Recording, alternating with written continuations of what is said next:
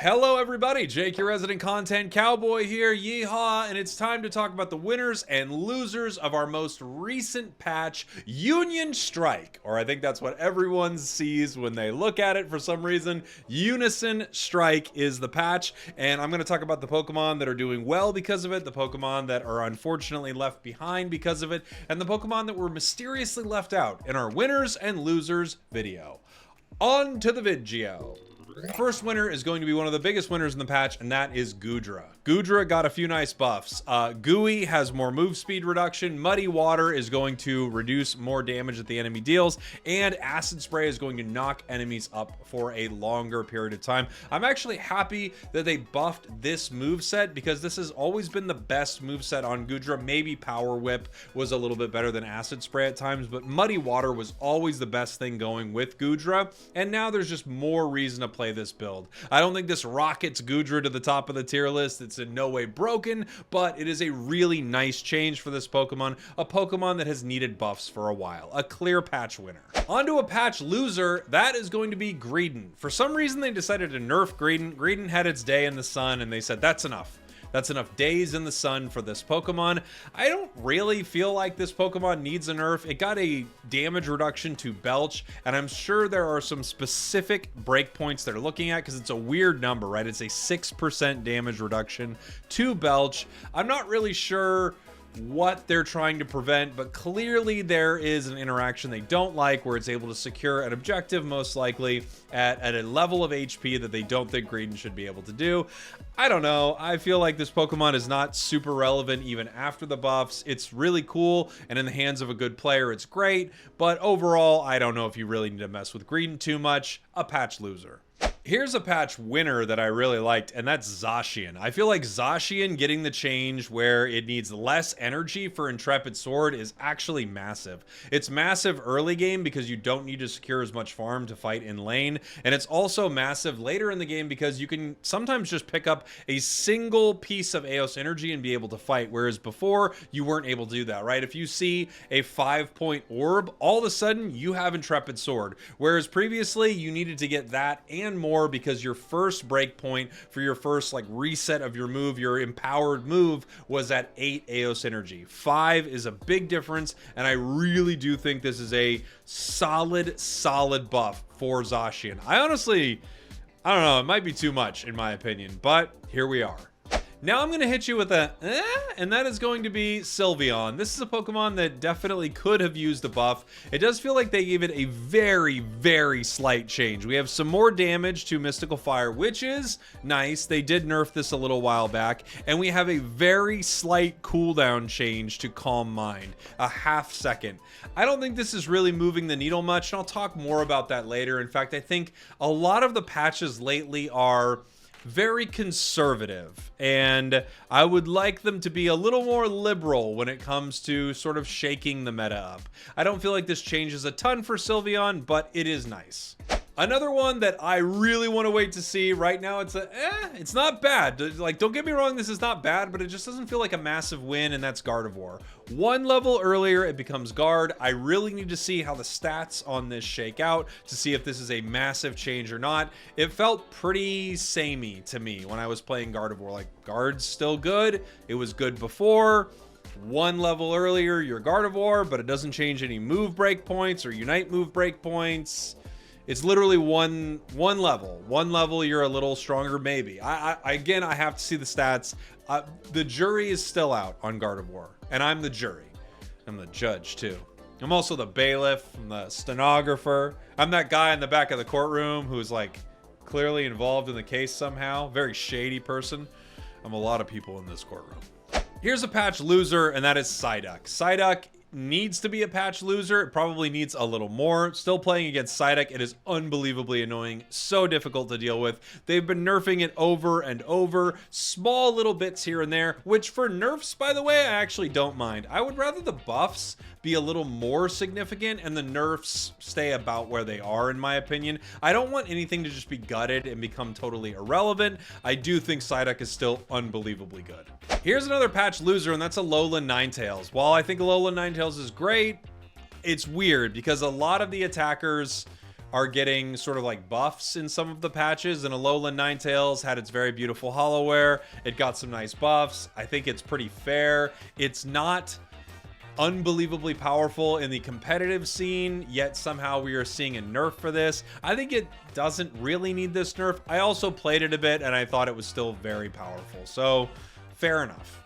I'll talk about a patch winner right now, and that is Wigglytuff. Wigglytuff is a weird one. I actually really love what they did with Wigglytuff in this patch, where they did nerf some of Wigglytuff's damage, but we have a big increase to your Unite move shield and the duration of it. I think that's a great change. It moves it more into the support category, a little further away from it being something that can carry. Playing it earlier, I still felt like with Dazzling Gleam, I was able to get those secures and last hits on things, so I think this is a really nice change for Wiggly. Another patch winner is Urshifu. Water Bear definitely got a big win this patch. 10% damage on Surging Strikes, which is pretty solid. You're doing a lot of, Surging Strikes, and an increased defense, reduction duration on Liquidation.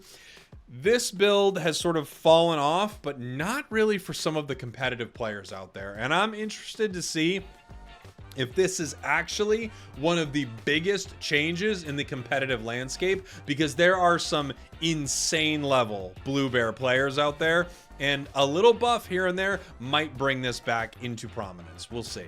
Our next patch is going to be Umbreon. So they gave a ½ second more cooldown on Wish. Fine, that's actually pretty good. That's like probably the biggest nerf to it.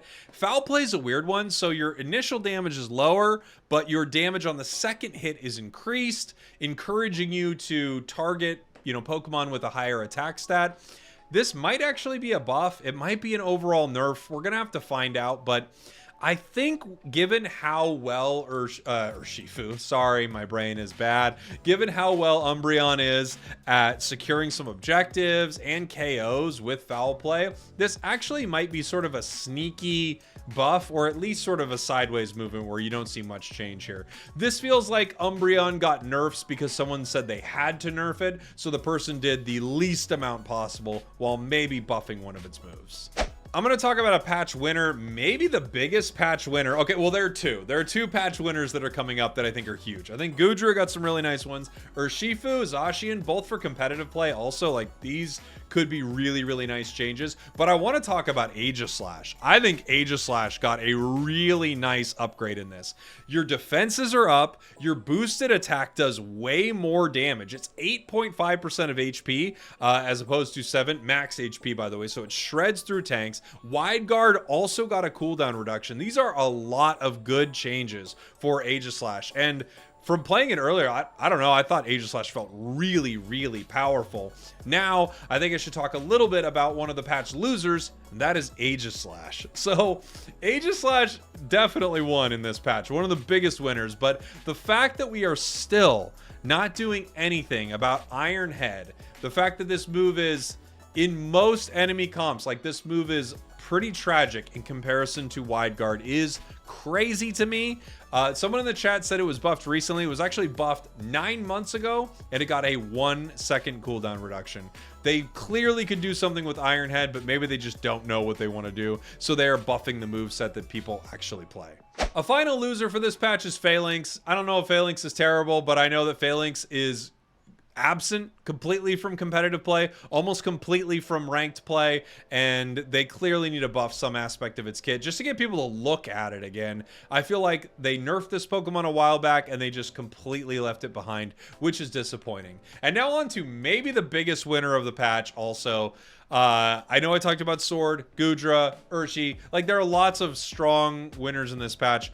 Why, oh why you would buff Blissey's Unite move, possibly the best support Unite move, maybe the best Unite move in the entire game, is beyond me. You have a small slap in the wrist, basically nerf to Blissey's Helping Hand, and for that very small slap on the wrist, we have reduced Blissey's Unite move cooldown from, I think, 134 seconds to 100 seconds, basically giving you another Blissey Unite in a match, maybe even 2 more Blissey Unites. I think you will probably definitely see Blissey running Energy Amplifier now more than ever. Not only because of the extra damage it's going to do, but because it will guarantee an extra charge of your Unite. You can essentially Unite once you get it, Unite once more, you know, like 3 minutes, 30 seconds or so. Unite at Ray. If the fight keeps going on, you might get one more Unite. That is huge. Again, this is truly one of the best support unites in the game. A massive shield. You also give them, you know, HP sharing between you and the target. At the same time, you knock people up in the way, doing a lot of damage. You give the ally that you Bliss assistance more damage. Like, Blissey is a clear huge winner of this patch. And now I'm going to give my overall take on the patch, which is I like a lot of the changes they made, even though I think some of it is still too safe.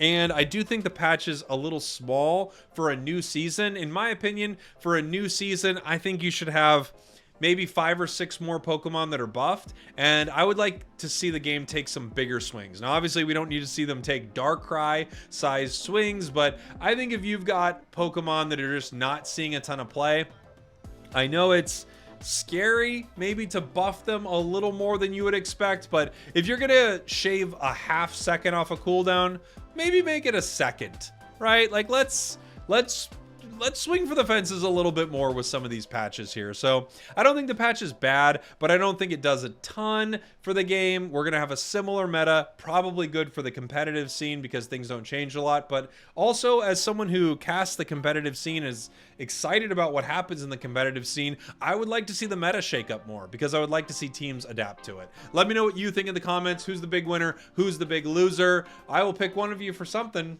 I won't tell you what it is, but I hope you like Tinkaton. All right. Love you guys. See you next time. Leave your answers in the comments. Win or loser. We did it.